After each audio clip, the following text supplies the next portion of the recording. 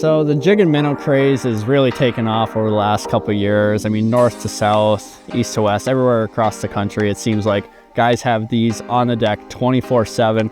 Something that we've been doing for quite a while up north. Didn't really understand the power of it until forward facing came out. All species, we've caught plenty of walleyes on this setup. Obviously smallmouth, great for largemouth, spotted bass. Seen it time and time again down south with pros. The minnow just gets bit. I'm just gonna run you guys through my setup of what I like. I've spent quite a bit of time on the water trying to dial this in. I feel like it's pretty specific. Guys kind of have their own preferences. I've been in the boat with a lot of different pros that have their own tweaks and methods of what they like to do and what they like to throw this setup on. So I'm just gonna run you guys through what I prefer and just kind of the things that I've seen throughout the years fishing this setup. For those of you who are unfamiliar with this setup, it's essentially just a jig and a plastic minnow.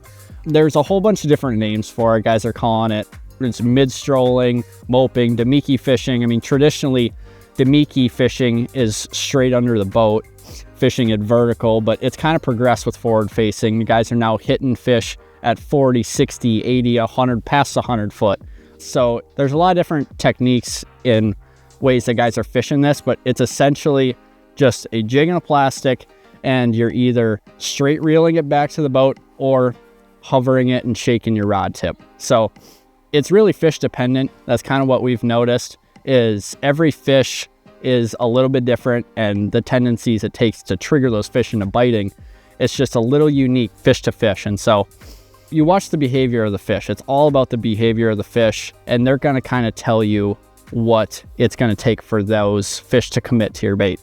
And so sometimes that means a little bit heavier jig head or a little bit lighter jig head, shaking your rod tip, not shaking your rod tip, just a nice straight reel, snapping it a little bit more. It's super fish dependent. I'm going to kind of dive into some of the different baits a little bit before I get into the specific rods. I mean, the scented jerk shad, it's dominated over the last couple of years. I did a video on Gussie's Classic win. This is the bait right here, actually, with this exact head. This is the setup that won the Bassmaster Classic in 2023. It's just on a Northland Smeltinator head and a Z-Man scented jerk shad. That thing has caught more bass for me probably than any of these combined. It's something that just works really well up here. Obviously a Laztec, floats, super durable. Down south, this has been an absolute killer on the TVA. This is a Rapala Crush City freeloader, just on a hybrid swimbait head. You've seen Jacob Wheeler, Dustin Connell, bunch of other guys have started throwing this and winning a whole pile of money down south on ledges, offshore. This has been a real killer. There's some more specialized JDM type lures, like the Sakamata shad. This is on a range roller head. This has been one that a lot of guys are throwing on tour. Takoito, some of the Japanese guys have really perfected this style of fishing. This is one that Koya Fujita is famously known for throwing. There's a whole bunch of them out there. I mean, I got all sorts of Z2s. There's millions, it seems like, of these styles of plastics, but they all have a little bit different action, especially when you start shaking your rod tip. Being able to roll the bait back and forth is something that we've kind of figured out can trigger fish, super finicky fish. That rolling action, it's not a boot tail action. Again, straight tail minnow, it's coming through the water real streamlined, but actually rolling the bait back and forth like this seems to trigger a lot of fish into biting. You get a lot of side flash on the bait. One other thing that can impart that side to side action that we've found, and through shooting underwaters of all of these baits, is the actual head design. Head design has a lot to do with how that bait will roll and work through the water column, and it's all about how that head cuts through the water. And so we've kind of found that this Smeltinator head doesn't necessarily have that side to side action, which you don't always want. I'm not saying that you always want that side to side action. This is a much more subtle, streamlined. Plus that Northland head is just so realistic coming through the water that can a lot of times make a big difference. Whereas a more ball head, we've found that you get a little bit more of that side-to-side action, which sometimes it's too much, and that's when I might prefer the Smeltinator head over that. But a lot of times when you start shaking your rod tip, that ball head will get that side-to-side action. So, you know, a Kitech head, a lot of guys will throw. This hybrid swim bait head, guys will throw. And then stuff like this range roller that's specifically designed for side-to-side roll. It's something that you might have to play around with a little bit and, you know, match up your bait to the head, and you might find some unique combinations between the two. Getting into how to do that, I feel like it's pretty rod specific. I want a little bit stiffer rod. I feel like the little bit stiffer rod, especially with, you know, 80 foot of line out, I want a little bit more backbone to be able to actually shake that rod. I feel like with a more limber rod, you know, a medium light or a light action, it's too limber to where I'm not getting that action out of the bait. So I want to really be able to shake it, and I want that rod tip to impart the action in the bait at a long distance. So having that medium action, I feel, is really, really important to have a little bit stiffer backbone, but I still want to choose a rod with some sort of tip on it. I feel like that'll give you the best action possible.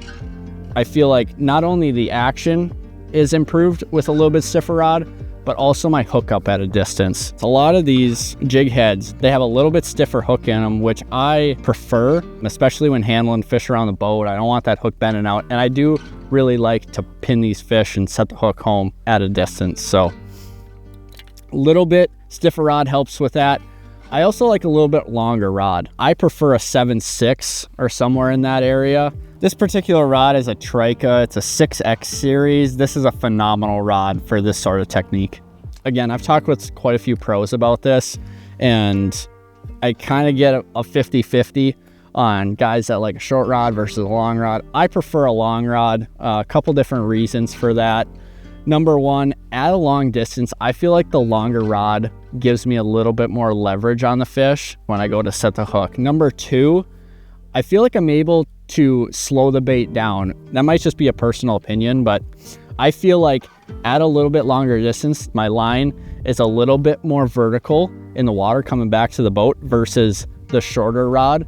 I feel like that angle of your line with a little bit longer rod just gives your bait the ability to slow down versus, you know, a 7 foot or a 6'10", something like that.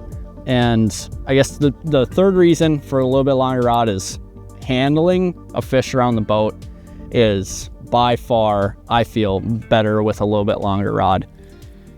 There's a lot more rod to load up. It almost acts like a spring when those fish get around the boat, especially smallmouths. They go in hard runs right next to the boat. If you're not dealing with a net, you get into a tournament where you can't have a net, having a little bit longer rod, it just keeps the fish pinned. Time and time again, I've found that a longer rod really loads up when those fish take a hard run, and I don't lose fish at the boat. So that's my personal preference.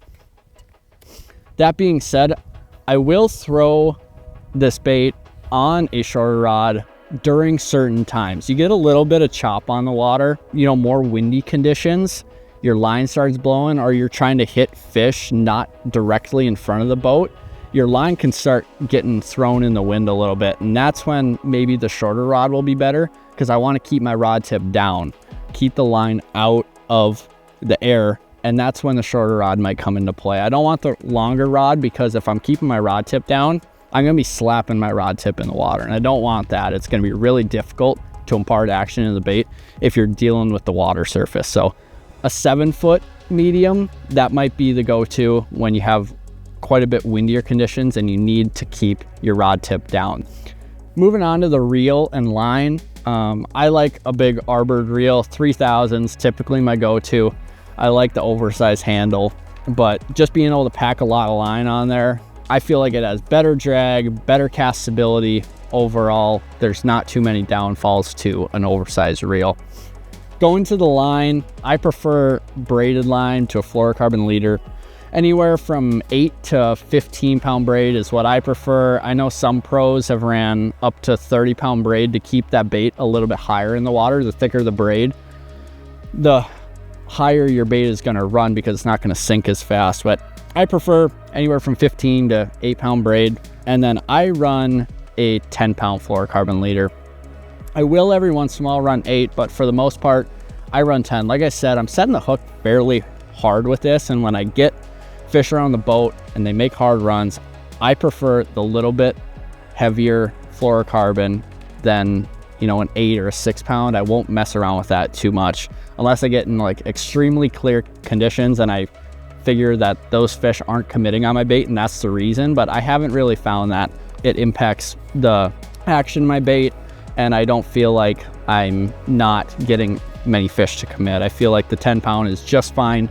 I catch plenty of fish on that, and I get them in the boat because I'm not breaking off. So that's my 2 setups. Again, 7.6 medium, 7-foot medium. Can't really shy away from that. It's all personal preference, but these are the 2 rods that I'm gonna throw minnows on 365 days a year. This is a great setup for anybody that's getting into it. This is what I would recommend.